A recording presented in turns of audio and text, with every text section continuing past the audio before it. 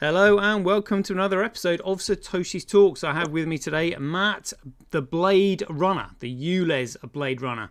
So we're just going to be talking about what's going on and then how we can hopefully win this war somehow with an economic angle. But before we get started, experience the best of both worlds today at betbitcoinsv.com, the best casino of sports betting on chain. Have a little flutter in private using the original protocol and genuine Bitcoin. Right, let's cue the music. Greg says he's Satoshi, like a cowboy in the West, riding on the blockchain that they call the very best. From the Genesis block, where the story began, he's acclaiming his legacy, a digital man. 1 million strong and transactions flying free. Just wait for the terror node, you'll surely see. Right then, Matt, are you there?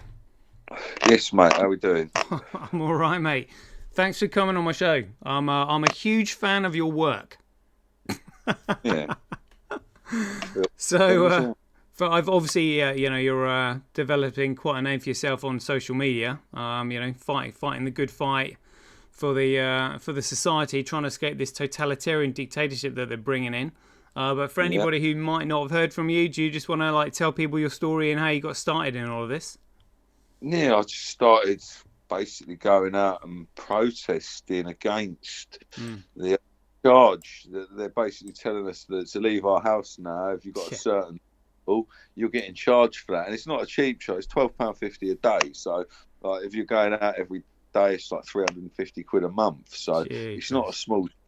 Actually higher than my mortgage at the time, when it first come out. That's when I used to pay a mortgage. I paid less money than that for a mortgage.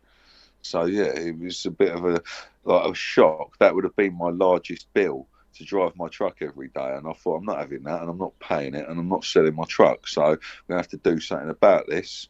So got out and started making some noise about it. Yeah, nice. And haven't they tried to expand the ULEZ zone? I'm in the ULEZ expansion zone. So the first, I wasn't in it until August 2023, I think it was, end of August, 29th of August it was. That's when they expanded it to out to the M25 basically. That's outrageous. That's when it. I live right on the edge of it. I've got one set of them ULEZ things to go through, and I'm out into Buckinghamshire.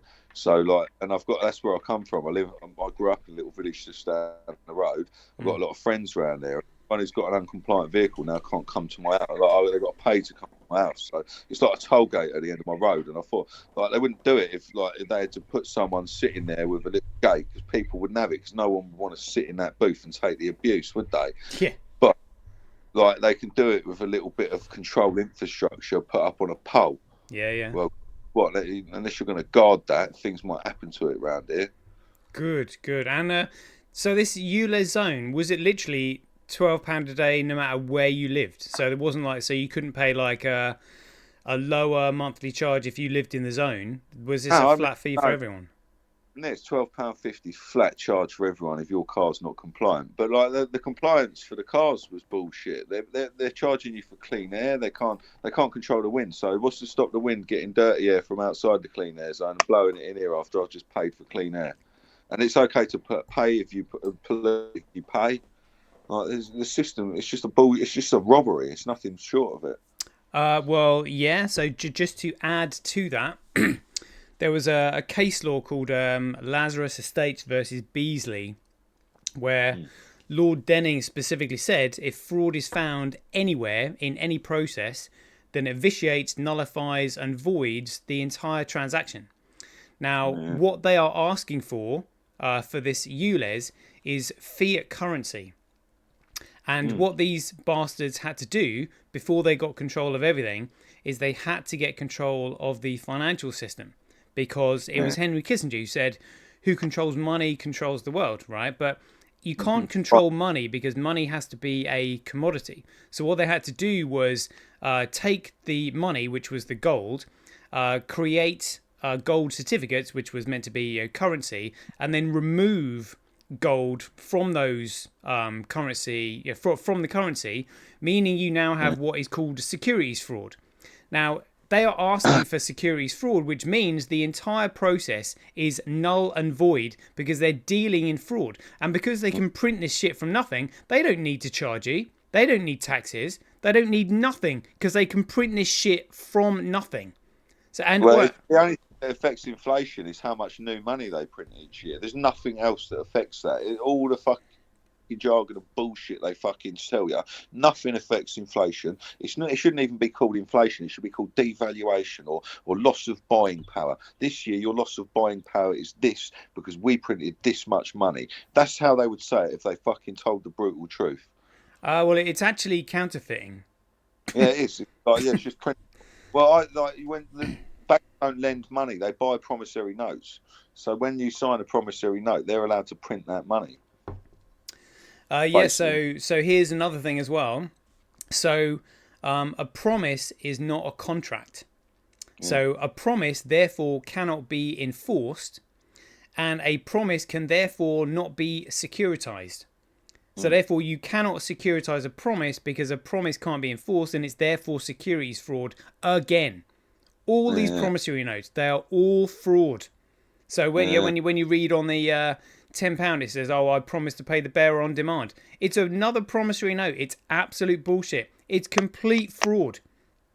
And they can print this shit, so they don't need any from us. Why hasn't the king got a crown on all the banknotes now? The queen, if you look at a banknote with a queen on, she's got a crown on. I'm just seeing I've got one with the king. I haven't got a king one at the minute. But Prince Charles doesn't have a crown on the banknote. That's a bit unusual. There was a Royal Mint coin issued where he had a crown on. I remember but on the normal note, a crown on. So why not? I mean, I can tell you why that is if you want to know. Yeah, I'm curious. Yeah. So this lot basically said they want a one world government, in which case they will have to dissolve and get rid of monarchies and everything like that. And what they've done, so again they did this with Elizabeth. Elizabeth signed her coronation oath in 1952 at the top, meaning that she wasn't implying that she'd read it or applied her mind, and therefore couldn't be held accountable for it. So she committed treason there by not properly signing her coronation oath. But then what they've done very cleverly, so that was in 1952, but in 1973, Britain joined the European Economic Community, and in order to do that, they had to surrender sovereignty. And under the Coronation Oath Act, which is a superior statute, the monarch is the only one that can surrender sovereignty, but they can't do it under the Coronation Oath because surrendering an atom of sovereignty is high treason against the people. It cannot be done. And so ever since then, 1st of January 1973, everything, literally any act of parliament, legislation, statute or law that they've tried to bring in is null and void, because high treason are being committed, and anything done after that is continuing the perpetuating. Then that's what I want to know. Like, it's all very well having all this in place, but like these people don't give a shit, and they're just plodding along anyway. So how do you get this into their system? How do we get these people in court for this? That's what I want to know. How do we try them for this? Yeah, good point. So this is what they've done. Every parliamentarian at the moment, in fact, what they've done is they have in 1995 they moved all the Crown agents, which are government bodies, under the Companies Act. Now, a company has the only obligation a company has is to its shareholders, and a company cannot be a public body. So therefore, if there are no government agents and everything's been moved under the Companies Act, that means that you're not paying any public servants. No public servants exist. They're all corporates. But under Statutes of Monopolies 1623, all political bodies or persons, all corporations have no authority whatsoever, because corpse entities are corpse, they're dead, and political persons and bodies are public servants. So therefore, they literally serve you. They have no authority whatsoever. And then the Clearfield Doctrine applies. And the Clearfield Doctrine just simply says anything that becomes incorporated sinks to the status of a corporation, no matter what they are, because they are incorporated, meaning they have no authority whatsoever. And a corporation can't even pick up a pen. A corporation cannot talk. Therefore, the whole point of a corporation was actually to protect the investors in a business venture. But it was only meant for protection. It was not meant for offensive purposes, where they can now say, oh, we're going to fine and we're going to give you a forfeiture and whatever. But the Bill of Rights, 1688, says very clearly there are to be no fines or forfeitures without conviction from a jury of peers. And that very, very sentence I've just quoted to you there. I've got punishment without conviction right here, bro. Yeah, exactly. Yeah, you have to follow the due process of law. And this particular one that I've just quoted there was reiterated in the Metric Martyrs case in 2002, where I think it was three supreme judges actually held up, you cannot issue a fine or forfeiture without conviction from a jury of peers. And a jury of peers is a jury of 12 people that you have chosen yourself. So your peers can then judge you. Not a jury that somebody else has chosen, people that you don't know. The jury has to be people that you know. And say, have you broken the law? Have you acted unreasonably? But the thing is, all these courts now are all corporate courts. And a court that doesn't have a jury there is an administration court. When I say administration court, it's nothing but an administration process. It is a facade. They're acting in the colour of law. In fact, they're acting unlawfully because it was Halsbury's Law, which is the authority of law in England and Wales, says there is no authority for administrative courts in this country and no act can be passed to legitimise them. Basically, due to the constraints placed upon the monarch at their coronation, meaning the monarch has got no right to authorise administrative courts because there's no jury there. So therefore, you'd just be accepting the power of a one man who can be corrupted. Well, in fact, all judges are from the Bar Guild, which has its headquarters in the City of London, meaning they shouldn't be practicing law outside of London. And even if they did, they have a monopoly on it.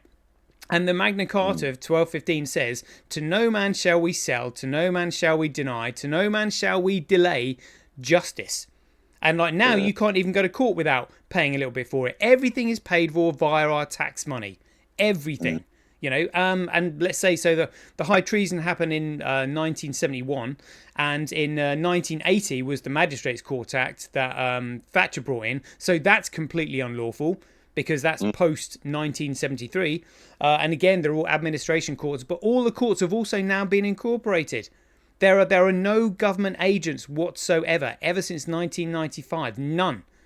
So we are in real trouble. Because the police are basically now a private security service owned by the major shareholders of the bailiff companies, which is why they're assisting bailiffs when they're doing their unlawful activities. Like people putting up these ULEZ and all. It's absolutely it's unbelievably corrupt, corrupt. But this is it. Isn't there? Definitely. Sorry, say that again, mate. Got to be backhanders going on for all the contracts on that as well. Like the amount of money that they're spending is unbelievable. Well, yeah. So this is the problem, aren't they? Siemens make them, and that's the same people who made the gas chambers, isn't it? Yeah. I mean, if you believe that. Western system they're putting up, mate. This is like geofencing. Like these things are a lot more nefarious than people think. Like this is a weapon system being deployed everywhere, and pretty soon. Like you're not allowed to leave. You better stay. You'll be targeted. So the way to get these, they need. It's like we've put Scottish Southern Electric on notice now because they're basically putting the bullets in the gun by supplying the power to this weapons system. So there's big beef with them, and they're arguing about money with TfL now because of all the damage getting done to their equipment. Yeah, well, the thing is, these credit these power companies like Scottish Power. What they are is they're credit brokers. So what these bastards do, who are behind all this, that have orchestrated it, they always create a third party.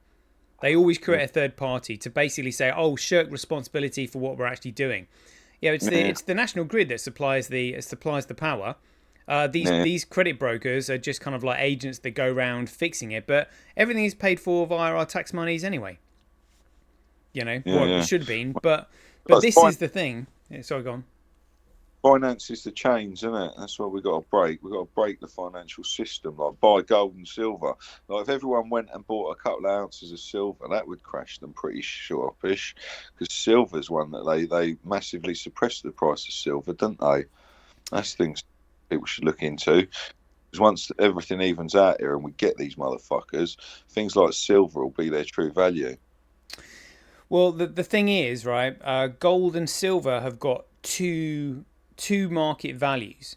They have their speculative market value, which is people buying gold and silver for no other reason other than they are speculating on them, thinking that they're going to be used to back a currency. Yeah. Yeah, And they have another market value, which is just simply their commercial use value. So, gold yeah, and silver are obviously useful, and they have uses in electronics and conductivity. In jewelry, they're highly conductive and non-corrosive, easily malleable. So, they are useful.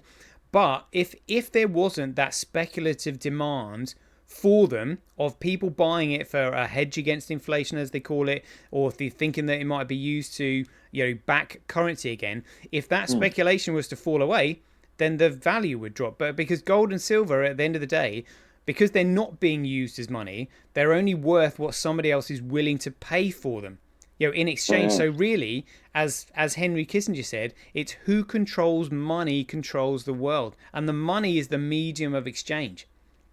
Yeah, money's the root of all evil as well, isn't it? It's the one religion everyone is part of, whether you fucking like it or not. That's a religion, and you're part of it. Yeah, you can't really Yeah. follow. Well, so this It's is a what religion. I'm trying to explain Follow. to people.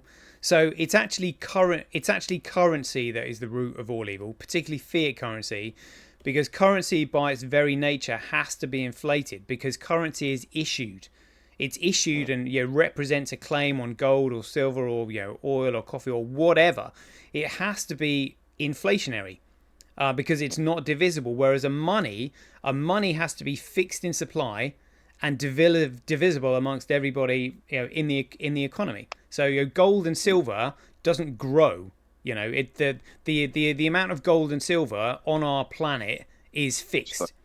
Yeah, They might be able to mine some more of it, but the amount of it doesn't actually grow. It's yeah. the amount is fixed, and this is one of the elements that money has to be. It has to be fixed so that nobody can inflate or deflate the supply and start manipulating its price against the cost of other goods and services in the economy. Because I'll just give you a little bit of history here. Are you familiar with like the Francisco Pizarro and the Battle of Cacamara in like the 1500s? No, I That's all can't right. say I have. That's all right. I'll just tell you. So it's quite interesting. So Francisco Pizarro was a Spanish explorer, given the go ahead by the monarch of Spain, and so he went over to southern Spain and plundered El Dorado, which was the city of gold, the mountain of gold. And in order to Yeah. get his hands on it, he had to defeat the Incas at the Battle of Cacamara, enslave them, and got them all to start extracting the gold and silver from this mountain that they'd found. So he was thinking that he was going to be exceptionally rich, and that Spain was going to be an economic powerhouse of the world, right? All that happened was that he brought back to Spain an excessive amount of gold and silver. But Yeah. the amount of goods and services in the Spanish economy remained the same. So all you had now was an excessive supply of gold and silver chasing the same amount of goods and services in the economy, right? And so what Yeah. happened was Spain experienced rampant inflation and the economy collapsed. So rather than it becoming the wealthiest economy on earth, it experienced hyperinflation and an economic collapse. Yeah, they did. Yeah. So it didn't work. And this is one of the reasons why England, or particularly London, did so well for itself, because it became a nation of shopkeepers, a nation of traders, a nation of resource. Yeah, that's the most important thing. Right. You got to be able to. You got to be able. If everyone spent their time like making something instead of like just sitting there wasting their time watching what other fuckers are doing and listening to what other fuckers are doing, actually fucking put your mind down to it and actually make something. It's quite satisfying. I do like wood turning, so yeah, you got to like put your hands to something and produce a product, haven't you? Yeah, yeah. Like, if everyone done that, we'd be in a lot better place. Stop creating instead of fucking watching all the time. That's what people need to do. Yeah, yeah, I'd agree with that. But the thing is, if you are a small business, what's really important is the medium of exchange that you're using. Because if you were using a medium of exchange that is economically toxic, unless you can increase your prices in line with inflation or somehow reduce your overheads, you're constantly fighting an uphill battle to stay profitable and in business. So in order to have small businesses survive and thrive, what we need is an economically positive asset, like gold, like silver, to be used as the medium of exchange, because then it is a fair exchange of value, and the value is increasing rather than constantly decreasing.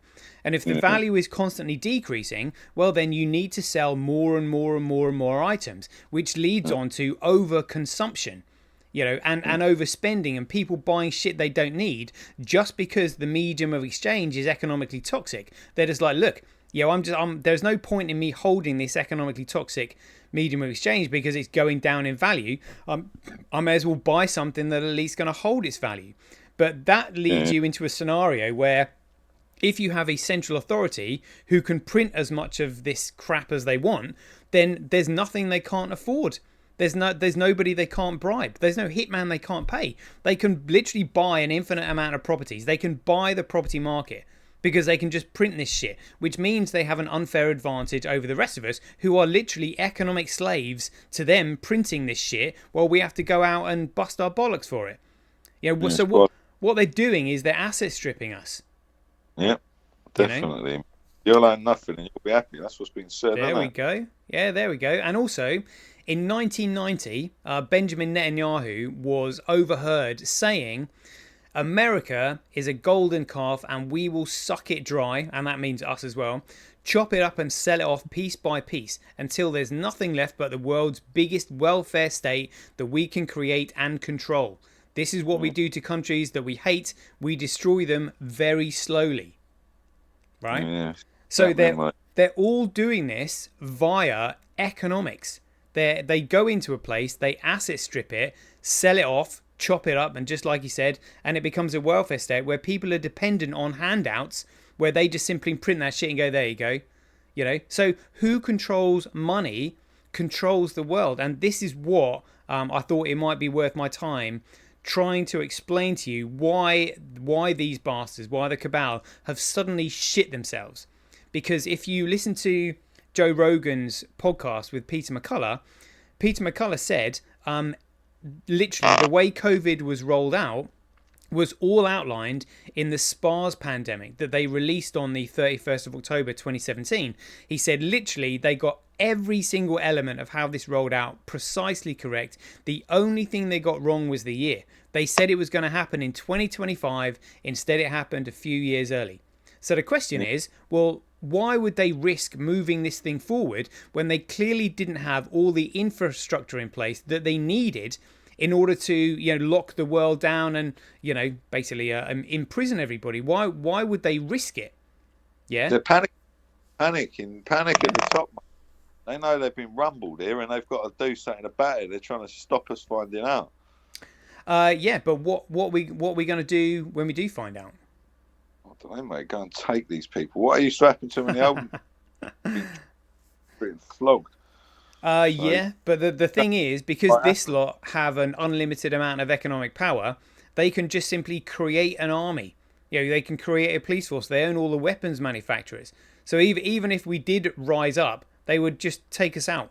Yeah, look what happened to all those people that were protesting about having a US Army base on British soil. They basically hit them with high frequency radiation weapons, and every single one of them died of cancer very quickly.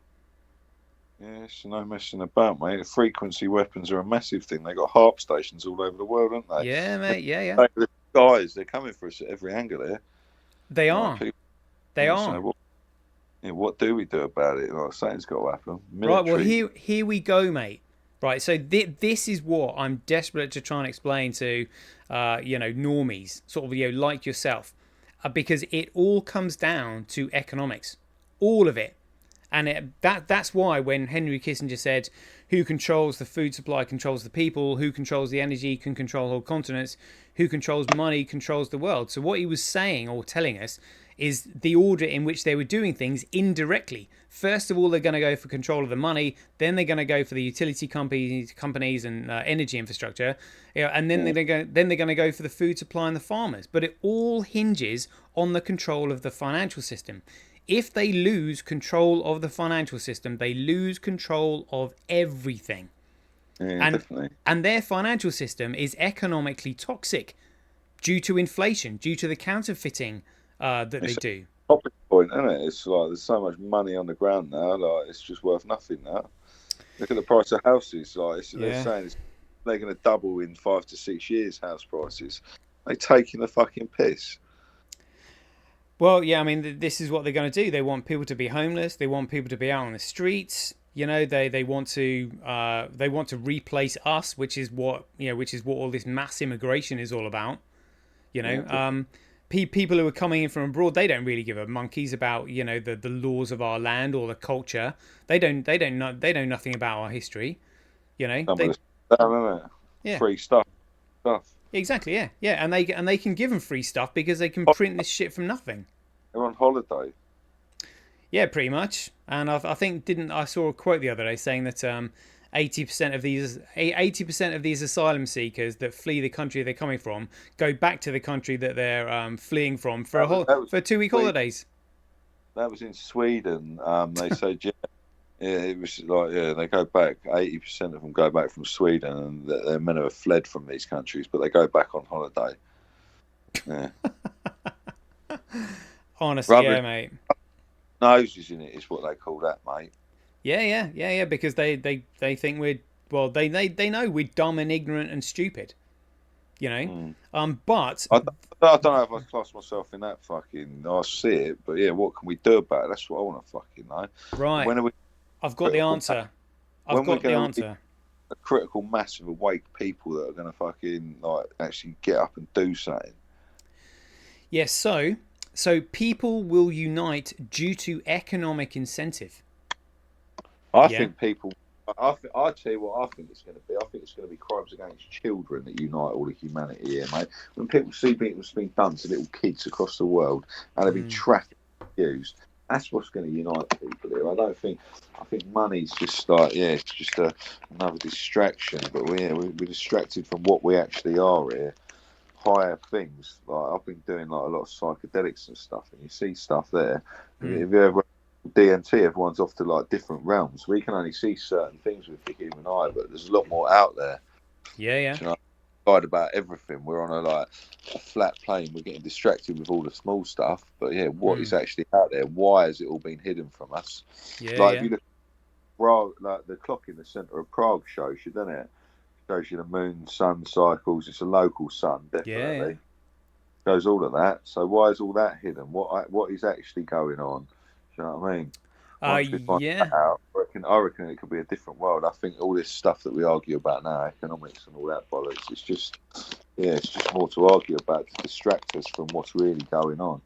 Stargates and stuff, different realms, geezer. What's beyond it? Yeah. That's what I want to know. This is exciting stuff. Then you get the ones they put that out there to discredit it. But if you look into it, what's the treaty about? How all the countries who never agree on fuck all of a sudden all agree that no one's going to the Antarctic. Funny that, isn't it? They can't agree on any other fucking thing, can they? But they all agree on that somehow. And did you see that guy who came back from the Antarctic and said they've got an energy weapon down there that's activated that caused the earthquake in Christchurch, New Zealand? Yeah, I don't doubt it for a second, mate. I speak to they've got loads more down there than what he's saying. I'm sure he probably got killed in fucking short order if he's saying things like that. One of those. Night's Watch, mate. Have you seen Game of Thrones? They tell you. The Ice Yeah. Wall, Night's Watch. Once you go to the wall, you don't come back, do you? That's right. And even, you know, in Game of Thrones, they had the giants there. Mm. You know, and then you hear about the U.S. military, you know, shooting a Nephilim in 2002. You know. Mm. Yeah, there's a lot we're not told. So yeah, I think there's bigger fucking powers at play here than what we think. I think something's going to happen. It's going to be biblical. Yeah. Well, talking about biblical, I mean, I've studied where this whole conspiracy comes from, and it is biblical. It is literally biblical. Yeah. So, did you know, for example, that the reason they're trying to create the European Union is because in the book of Daniel, when the prophet Daniel was trying to was actually interpreting Nebuchadnezzar's dream, when he interpreted it, the interpretation was God saying, "Thou shalt not cleave," which is applying to the countries of Europe. But cleave means that they won't ever come together. They will always be independent. And all they're doing is literally going against the word of God in the Bible, trying to create the European Union when God said, "Thou shalt not cleave." That's why they're doing it. Everything that these bastards do is biblical, mate. Honestly, they know the Bible inside out. It is scary. It is scary. But this whole conspiracy, this whole one world government conspiracy, actually comes from the book of Samuel, 1 Samuel 15:3, that was written 1028 BC. And this one line says, now go and attack the Amalekites, spare no one, kill everyone, kill every man, woman, child, suckling baby, calf, camel, sheep, and donkey. Now, what have calf, camel, sheep, and donkeys got to do with anything? But because it's an instruction from God, that what they've interpreted this as literally kill everything. This is why they're spraying the skies, poisoning the earth, poisoning the oceans. Literally, it's absolutely insane. It is satanic. Literally, to start again, and this is what they're always going on about. You know, we want a world of our own. You know, we don't want any, no trace of the previous world has to be left. It all has to go. And basically, what they're going to do with all this, all these invaders, coming across, is that all they're going to do is like turn this into another Palestine 2.0, and then wipe it off the map, just like they're doing with Palestine. Wankers. And the way they're doing it is through the financial system, mate. And this is what I need to try and explain to normies like yourself. So, like, would you please let me try and explain it? Normal, bro. Come on. Well, I meant people who just aren't aware of economics. You know. Yeah, I know what goes on, but like I see the fucking BlackRock and Vanguard. There's two companies that own a little bit of everything, and when you own a little bit of everything, you control everything. It doesn't matter if you're still there. You're still controlling everything. You're controlling what people eat, what they fucking see on their television, the food. That's what they want. Like, if you control what people put in them, like, they can fucking put an advert on TV, right, and get whatever they want fucking sold to you. Like, it doesn't matter how much shit's in it. Look at that drink. There was one called Prime or something. Yeah. It's going fucking mental for this. That's just like them just fucking having a laugh. Do you know what I mean? Let's get them some fucking poison, and then we'll adverts everywhere, and then we'll fucking make it seem scarce, so they're all paying 10 times the price it should be. I've fucking never even tasted that drink, and I don't want to. Like, if they're advertising it that hard, there's got to be something fucking. I think it was Jake Paul or someone was advertising. That's right. Well, it's all the forever chemicals that are in there, mate. Some guy poured it out through a filtered paper, and literally the amount of plastics they found in it, forever chemicals, was outrageous, and the kids are just drinking it. It's just fucking disgusting stuff, mate. And they pushed that. I think they got found out in short order how shit it was, and it's not as popular anymore. It was a little 5-minute wonder, but yeah, they did that. Well, have you seen that video on social media of the guy testing out the smart, the bottled smart water when he distilled it? Like literally the amount of graphene oxide that was in there, mate. Honestly, the whole thing turned black, and I was just like, "Oh my god, we're drinking that shit." Yeah, I've got a filter on my tap. Like when you cut it like that, it's meant to last a year. It lasts about 3 months, Yeah, right? Yeah, these things like when you cut like get them, they're like nice and like white coloured. You take them out and they're black. It's fucking nasty, and it yeah, takes until it's clogged full of shit 'cause the flow on the tap.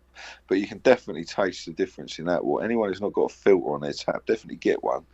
Don't pay your water bill either. Fucking like send them a letter. There's a 3 letter process on Beat the Bailiffs, right? that's That's right. what they do. You just send them 3 letters in a row and tell them like, and don't fucking write your name on it. Write from the occupier, because that's what they do to you. Send a letter to the fucking occupier. Ask them if they're fucking proof that they're supplying clean, fucking safe Yeah, drinking. They yeah, can't do it. They can't fucking do it. They can't. So don't pay for it. that's Pay for it right. instead. And also, are you familiar with the Local Government Act of 1888? No. All right, Yeah, I'm very good at reading and stuff. that's all right. Well, I'll just tell you quickly. So, the Local Government Act 1888, Section 79, subsection 2, for anybody who wants to read up on it, said that if any councils are to become incorporated, which they have all become, which is what happened in 1832. They all became incorporated, which meant they were acting on behalf of acting for profit motive for their Yeah. shareholders and not in the interests of the public. The superior statute of the Local Government Act 1888 said if they were to ever try this again, it says that if ever a local council or government is to become incorporated, then they will become responsible for all the duties and liabilities of the inhabitants of said county council.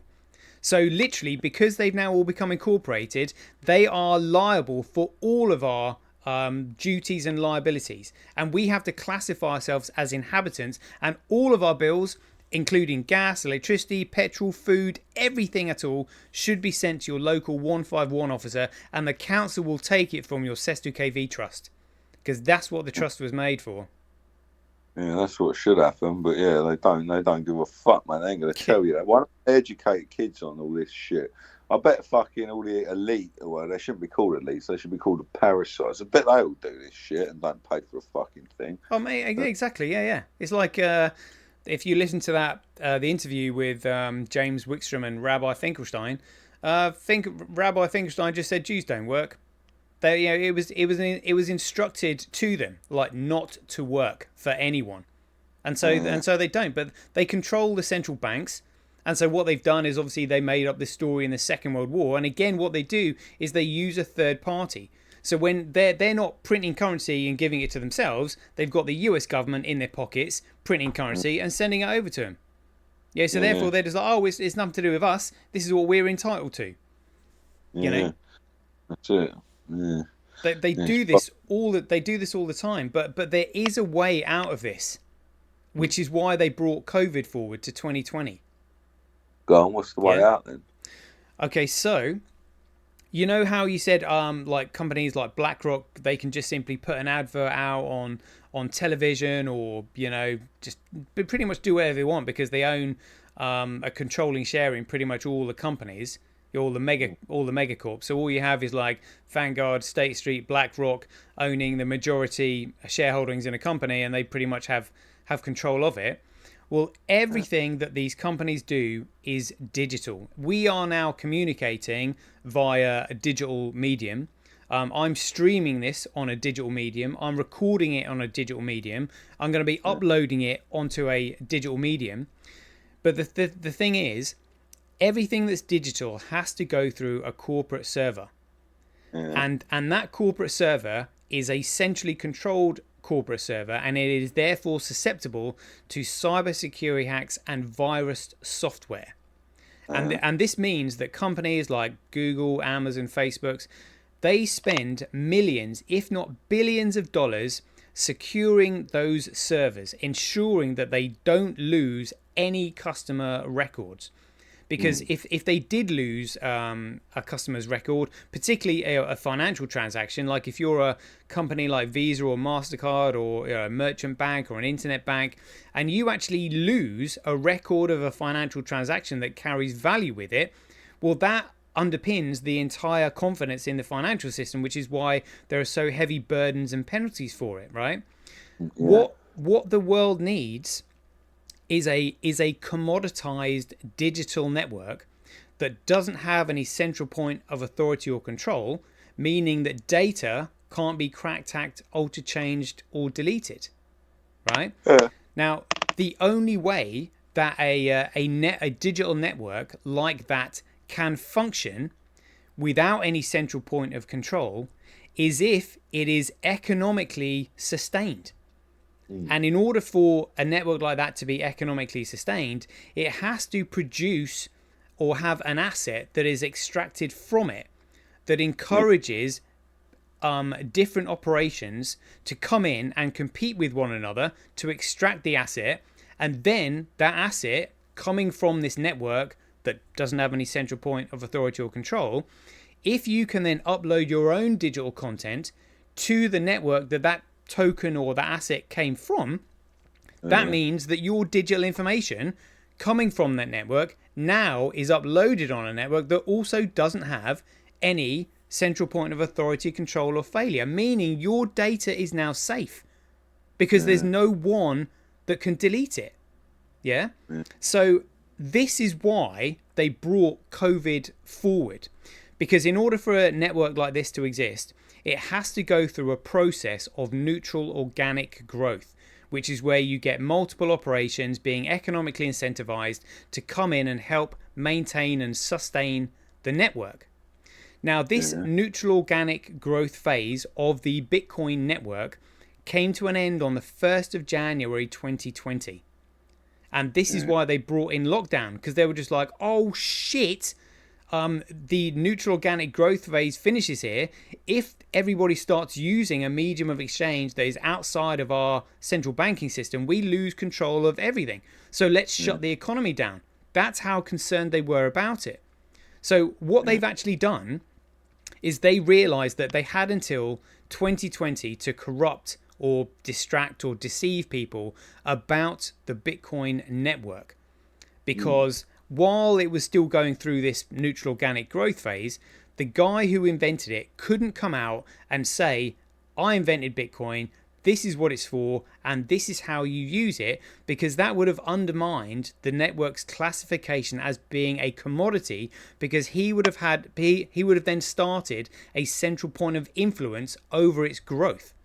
And the reason the 10-year period is so important is because if you're down a casino and you're playing red or black, the chances of you throwing red or black the first time is 50-50. But then having the pattern continue is then 75-25, and then it goes less and less and less. So the chances of you throwing 10 reds in a row is 0.01%, meaning there's a 99.9% chance that you won't throw 10 reds in a row. So it's more than that. If you do a 2-to-1 accurate, it's 2 times. Yeah, it's 2 to 1 every time, right? So it'll be 2 times 2, and then it'll be 2 times 4, 2 times. It goes up exponentially. It only takes about 12, I think, to get to a million. It's like if you put an accurate on a 2-to-1 odds, it's not. It's more than that, mate. It's more than 0.1%. I think 9.99. It's a million to 1. But in terms of percent, expressed extent, it's 0.01%. It's tiny. After 10, it's minuscule. The chances of it happening are tiny. So anyone can actually create a digital commodity because it's digital. It's man-made. But what they can't replicate is the neutral size and growth of the network. So this guy who invented Bitcoin was just like, right, if I can use a pseudonym to start the network and then step away and let it grow for a period of 10 years, there is a 99.9% chance that no other network will achieve that level of neutral size and growth. And that is what differentiates the Bitcoin network from everything. But when I say Bitcoin, this is what they did. So Bitcoin, when it started out, said on it a peer-to-peer electronic cash system, right? Yeah. Now, if I am sending you a digital transaction, the only way I can prove legally and lawfully that I've sent you that transaction is if it carries a digital signature with it. Because if it carries my digital signature with it, I can prove that I sent it to you and I can prove that you've received it. Yeah? And in the same way that a contract is null and void if there's no signature on it, a digital transaction is also null and void if there is no digital signature with it. So these bastards realized that in order to corrupt Bitcoin, all they had to do was somehow remove the digital signatures from the transaction data. And that's what they did in 2017. However, when you do that, you create an alternative protocol and you securitize it, meaning you've removed all economic value, and whoever it was that removed the signatures now has a central control of the network, because they can do something that nobody else would know about because there are no signatures on anything that they do or any alterations that they make, meaning they have complete control of it, right? So this guy, what he did, because he suspected that this is what they would do, back in 2011 he created what they call the Tulip Trust, which consisted of 1.1 million Bitcoin. And 1.1 million is 5% of the overall supply, which is 21 million. Now, anybody who sort of studies the stock market will know that the 24-hour trade volume of most market traded items is 5%. So if you want to completely wipe out a market, what you need is 5%. And so what Satoshi Nakamoto was going to do was he was going to use the Satoshi coins as Bitcoin's insurance policy. Should they corrupt it or deceive people about it in some way, he was going to use the economic power of that to flip the market back into the original protocol that nobody controls because it's commoditized and it's got the chain of signatures intact. And this is why they brought in lockdown, because they thought he was literally going to use the Tulip Trust as Bitcoin's insurance policy to flip the market back into the original protocol that they don't control. And it was me actually that pleaded with him to change his mind about doing this, because I said, look, if you do this single-handedly and you want to know what's going to happen, all you've got to do is look back at the history books, because history is going to repeat itself. So I said, look at what the church has become since they crucified Jesus, become a cesspit of crime and corruption. And look at what happened to Gandhi when he drove out the colonial British from his mother country of India. India then descended into civil war between the Hindus and the Muslims, and he ended up being murdered by one of his own countrymen who blamed him for all the turmoil that had been created.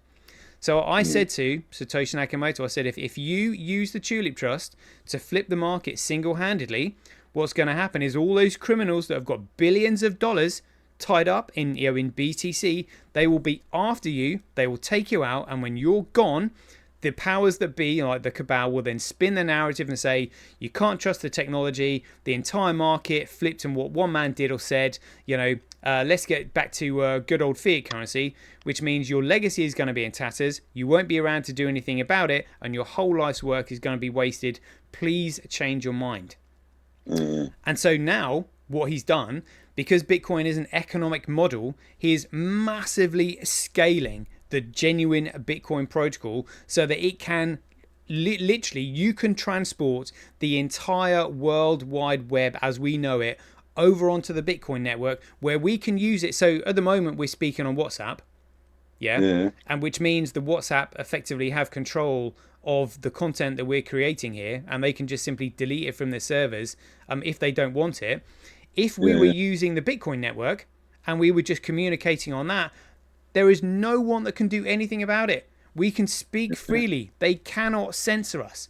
And with this implementation of Terranode, which is hopefully coming maybe end of this month or next, because it's been in production for like the last 7 years, we will be able to use the Bitcoin network for HD streaming, live video content creation, social media, emails, phone calls, smart contracts, financial transactions, you name it, we can use it for everything. And the way you access the network is by buying Bitcoin. So what I've just described to you is the value proposition of this network, because it can't operate unless it has an asset that economically motivates these operations to sustain the network. So you buy Bitcoin in order to access the network. And this network, you're probably not familiar with the unbounded scaling problem, but this is the thing that Bitcoin actually really solves. So you know how when you have a tape recorder and you record it over and over, after about the 5th recording, the quality is so bad you can't hear it? Yeah. Well, back in the day. Yeah. I'm showing my age here. So it's the same with computer software. If you want to scale your software, all of your customers have to be on that same software implementation, which means it has to be replicated. But every time you replicate it, you lose a little bit of quality. And this is why every single digital corporation that's out there is stuck at 50,000 transactions per second. Visa, MasterCard, Amazon, Facebook, they cannot produce more than 50,000 transactions per second on a single software implementation. And this is what Satoshi Nakamoto has really solved. Now, when you realize that all these companies are reliant on the security of their digital data, and they can now use the Bitcoin network for all of their digital requirements, where the data can't be cracked, hacked, altered, changed, or deleted, and it can scale for all of their customers' requirements, and the only thing they need is to buy Bitcoin to use it. That's where the demand for the coin comes from. Now, because it's traded 24/7, there is the price should be set via supply and demand, and because it's effectively infinitely divisible rather than infinitely inflated, the price only goes up. And this is what gives us an economic advantage. And this is why, because I only have a relatively small number of listeners on my show, although they're well educated now, they literally shut 2 of my channels down in 2 days back in 2019 when I was educating on this. And I was only getting like 500 listeners, mate. This is how scared they are of this. They don't want folk knowing. Yeah, absolutely they don't. And who would know this unless they had the education that I had on, the significance of digital signatures, and also knowing how to commoditize data and the difference between a commodity and a security. People don't even know this. They can't even tell you the difference between money and currency, let alone describe the difference between a digital commodity and a digital security. It's absolutely insane, but this is what I'm trying to explain, because if you knew this, if you knew what the digital commodity was, and you started using that as a money, and it was economically incentivized you to use it because the number was going up forever, that would get everybody in on it. So imagine how quickly the mobile phone market exploded, or how quickly people started using Facebook or WhatsApp or anything like that. Imagine all of those markets, but now with an added economic incentive behind it, because the more you sort of held off on getting involved in it, you'll be missing out on increased value. So they knew, they were just like, holy shit, somebody has actually commoditized data, which means it can be used as a medium of exchange, and this medium of exchange is fixed in supply, and it gives you access to the world's fastest, most secure supercomputer. All the corporations in the world are going to be using it, which means they're going to be falling over themselves to buy it, which means the number's going to go up. And then when people start using it, and they're just like, hold on a minute, you mean there's a digital network that can't be cracked, hacked, altered, changed, or deleted? That this means they can't rig voting systems anymore, because all the data is timestamped and it can't be deleted. And they were just like, holy shit, if we start using this for our media outlets where people are actually reporting on what's going on, the truth is going to come out. And the truth is what always comes first, because it's a lie that subverts the truth. And if you can't delete the truth, you can't make up a lie. Yeah, definitely. So it's going to expose their entire network. So it's effectively a truth machine, for want of a better word, a truth machine, but it's the most powerful computer truth machine in the world that produces an asset that we can use as a medium of exchange that's fixed in supply and effectively infinitely divisible. That's why they were just like, oh my God, we can't allow the knowledge for this to get out. we have to somehow subvert it, and spin the narrative and, change it into a store of value, digital gold, not many use it, all this bollocks, But this is literally it. And this is why I'm sort of reaching out to you, because one, people might listen to my show and then they'll hear me explain it. And then I was just wondering if you thought I'd explained it clearly to you then, because that's the main problem I've got. Yeah, it's quite clear, but it's a lot to take in. I understand. I'm quite good with numbers and stuff, but it's I get the concept, but it's the switch over that's going to be the killer. Do you know what I mean? How do we get people onto this? That's the thing. How does it work? People like something in their hand. I don't want every transaction done on my phone. I want to fucking trade with a coin in my hand or something. Do you know what I mean? So the man you don't there's a lot of old people are going to struggle with this. They're not tech savvy. They haven't got their latest phone and all the apps and everything that you need. This shit, when we started taking Bitcoin donations, I was like, well, how the fuck do I actually take this and make use of it in the fucking real world? And then you end up having to convert it back to fucking cash to be able to fucking spend it anywhere. That's the fucking problem on the ground right now, bro. Well, that's what they've manufactured. That's crypto double complicated. That's what I've found. Well, it's so I suppose it is like that, but the way I've explained it is how it really is. It's a commoditized network that you can only access by buying Bitcoin. So in the future, you will be buying Bitcoin in order to use the network so that we can have a chat without it being censored. Oh shit! Yeah. If that makes sense. So all these Twitter, for example, is a good way to get information out, because every other platform, including like Rumble and YouTube and all, they'll just simply take it down. But even those posts on Twitter that are politically sensitive, they've still got the cabal members in there that will take it down. Whereas if we were using the Bitcoin network for a news outlet and social media sources, none of this could be deleted. It can't be cracked, hacked, altered, changed, or deleted. They can't get rid of it, which means the truth are going to come out. And so not only do you have a platform now where data can't be deleted because they don't control it, it is economically maintained and sustained by a digital asset which we are using as money. That's economically positive because it's fixed in supply and divisible. That's how scared they were of this. They were just like, oh shit, if people realize this, we are absolutely screwed. And so literally, the only reason I'm explaining it in the way that I'm doing now is because this implementation isn't here just yet.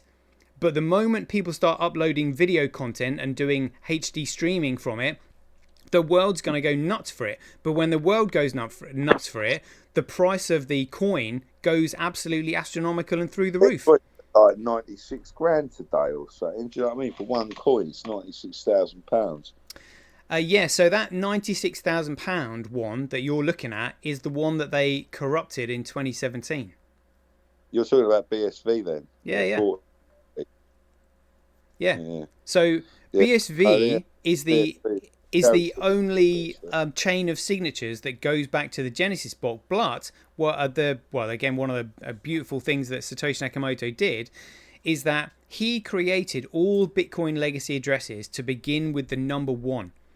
And so that means that any other cryptocurrency that's created, they can no longer start a legacy address with the number 1 because that belongs to Bitcoin. So when the cabal corrupted or created an alternative protocol in 2017 and then colluded with the exchanges to list it as BTC, the legacy address is changed, meaning that you're no longer sending Bitcoin to one another. It's an alternative protocol. But because people don't know this and they're ignorant of it, this is why they were shutting my channels down, because I was educating people on it, saying, look, they've removed the signatures, meaning you're sending a bit of data to a different protocol, which is why the legacy address has changed. It's not Bitcoin. Bitcoin always starts with the number 1. Yeah. And the only network that can scale for a worldwide internet is the original Bitcoin protocol, which now, due to political shenanigans, has just simply got the ticker symbol BSV. And BSV is only $40. $40. Yeah. Fucking hell, yeah. That's I've got two BSV. Oh, beauty. Yeah, so he just sent me over. He was like, "Get this wallet. I'll send you some BSV." So I said, "I'll let him send me a couple of BSV." Yeah, not a problem, mate. Anyone else wants to do, I'll send you the wallet address. Awesome, mate. Yeah, so what I'm doing is like the way that the way I sort of try and explain this to people at the moment is that if you were a physicist and you were interested in the workings of the internal combustion engine, chances are you would be one of the first people to drive a car, because a car is an application for the internal combustion engine, and because you knew how the internal combustion engine worked and you were moving in those circles, you'd probably be around those people who were testing it and building it, and you'd probably want to try it out. However, nowadays nobody needs to know about the internal workings of the internal workings of the internal combustion engine, because it's just simply brake, accelerator, clutch, mirror signal maneuver. That's it. You don't need to know about all of this. So with this situation that we're in with Bitcoin, the only reason I'm explaining it this way is because it hasn't happened yet. But when this thing takes off and people realize, oh, I can use it for HD streaming, emails, social media, I can communicate privately with people, all you do is swipe and send, mate. That's literally all you do, but you need Bitcoin. So you buy Bitcoin to use the network for all of your digital requirements. And the entire world will run on it. Because when you say Bitcoin, you mean BSV, yeah? Yeah. Yeah, cause like everyone's going to think, if you're saying Bitcoin out loud like that, people who don't know, they're automatically going to type in Bitcoin and get BTC, aren't they? Or BSV. Yeah. Well, this is quite an interesting topic of discussion, actually.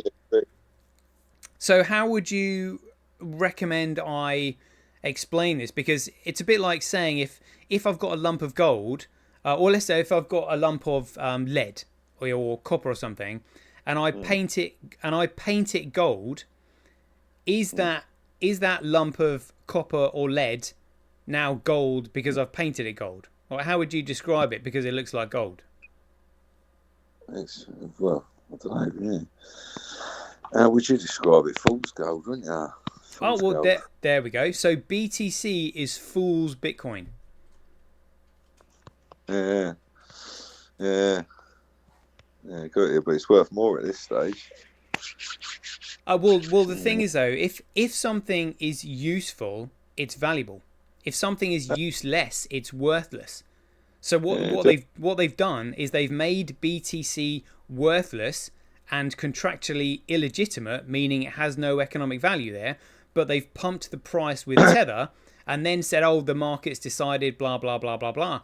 But when the real use case of Bitcoin is unveiled and people are just like, "Holy shit, this thing can do like 10 to the power of 11 transactions per second. It's got an uncapped block size, so I can upload an unlimited amount of data that can't ever be cracked, hacked, altered, changed, or deleted." That's massive. We've got a platform now where we can communicate, where they can't listen in on us. Yeah, that's it. Privacy. Yeah. They don't. They talk about privacy all the time, but they rip every bit of privacy you've got away from you. Yeah, that is exactly what they do. Whereas on the Bitcoin network, because we would be communicating via our private legacy addresses, the only people who are involved in that trade are the two people trading with one another. So if we were having a conversation, just paying in micropayments, let's say a conversation cost like a thousandth of a cent, for 10 minutes or something like that. A thousandth of a cent is literally nothing. And I wouldn't mind spending that, knowing that I had complete privacy in the communication that we were having. Yeah.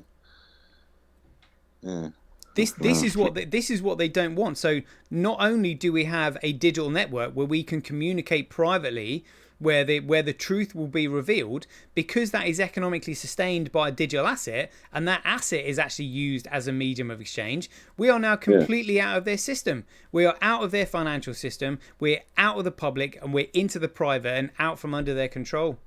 That's why they shit themselves. Yeah, cunts, mate. Yeah, it's full control. They want everything's going to be fucking monitored soon. That's why I'm out and about, mate. Control infrastructure is how they're getting us. People sitting there doing it to you, right? they're getting you with like monitoring equipment on the fucking street, and they're going to penalise you for fucking everything with that. Yeah. So people need to get out and do something about it before it's too fucking late. Right.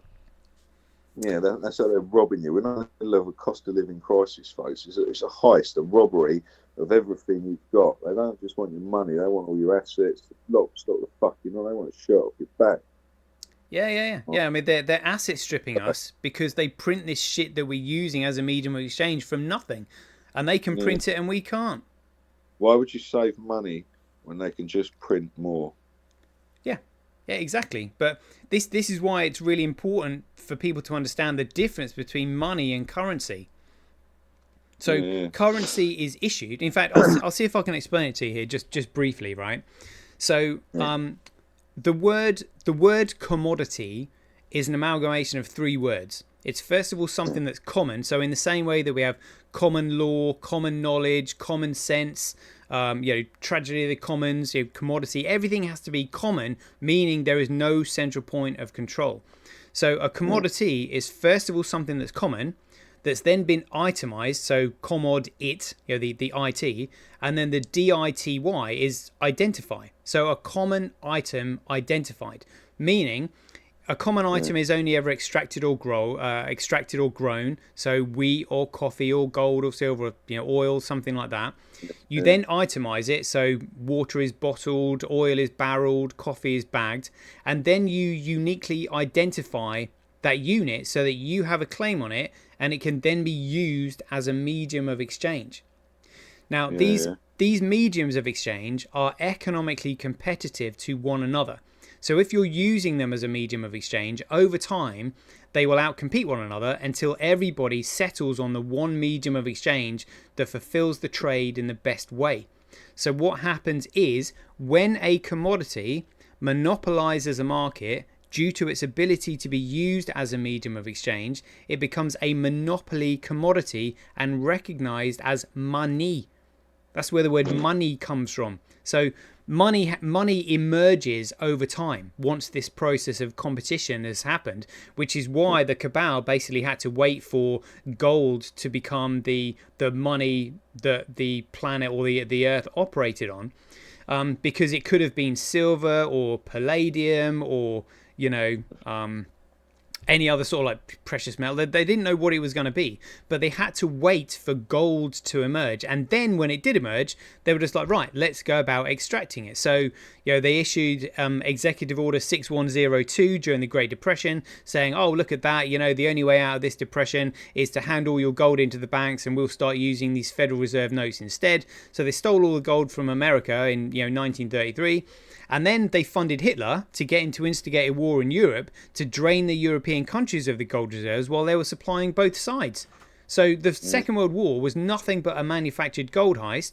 And once they'd achieved their goal through the Bretton Woods Agreement in 1944, that's why the war finished the following year in 1945, because they'd achieved what they wanted. They'd got all the gold. Yeah, they're all skint now. Let's let them fucking die. Yeah. Well. Also, are you familiar with the Nixon shock that happened on the 15th of August, 1971? No, I'm not really good on history. That's all right. So I'll just explain it then. So Albert Pike wrote a letter to Giuseppe Mazzini on the 15th of August, 1871, explaining how it would take 3 world wars to bring about a totalitarian one world government and new world order. And they knew that basically, the moment they had control of the financial system, the rest of the world would just simply fall like dominoes. So this is why the Nixon shock took place on the 15th of August 1971, because it was the 100-year anniversary of Albert Pike's letter to Mazzini. And so basically, once they'd achieved the US dollar as being the world reserve currency and they'd removed it from the gold standard, they were just like, that's it. We've pretty much got it now.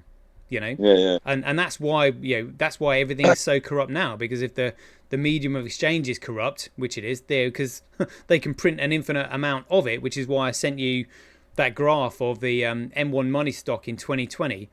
Did you have a look at that graph? I did. Yeah, I see how much money they've been printing, how many billions of dollars or whatever. Well, if you ever see that amount, like $16 trillion, like you can't you can't print that amount. I mean, it's just literally, it would stretch from the Earth to the moon, you know, in notes, particularly $1. It's outrageous. Yeah, it's just numbers on the screen, isn't it? Well, I'm gonna have to bounce, bro. I've got to go and like cook my dinner and stuff. But yeah, well, mate, it's been really great speaking to you. Actually, I really enjoyed this. So maybe hopefully we can share a drink and have a coffee with one another sooner or later. You know, but you've got 2 BSVs, so try and tell everybody, or as much as you can understand what I've told you about it, because it's the only way out. And just to give you, I'll just finish on this. If you want to know what the value of Bitcoin is, which is why they're so concerned about it, right? In the same way that a kilogram is a unit measurement of weight. So if I said to you, I've got a kilogram, you'd be like, okay, well, what do you have a kilogram of? And if I said to you, I've got a litre, you'd be like, okay, well, have you got a litre of water, a litre of air, a litre of coffee? What you got a litre of? Because they're a kilogram is a unit measurement of weight. A litre is a unit measurement of volume. Fiat currency is a unit measurement of value without any commodity value behind it. So when a true money emerges, the money will take on the market capitalization of every single financial market that is currently measured in fiat currency. So to give you a rough idea of what Bitcoin is actually worth per coin, the largest market in the world is the derivatives market, estimated to be between $1 quadrillion and $1.2 quadrillion. So all you do is you divide $1 quadrillion by the supply of Bitcoin, which is 21 million, and you come up with a figure of around $40 million per coin. That's why they're so scared of it. Yeah, well, we'll see, mate. If these 2 I've got, I'm going to keep them. Then. Yes, mate. $40 each, I'll be laughing. There we go. Yeah, that's why I'm doing the interview.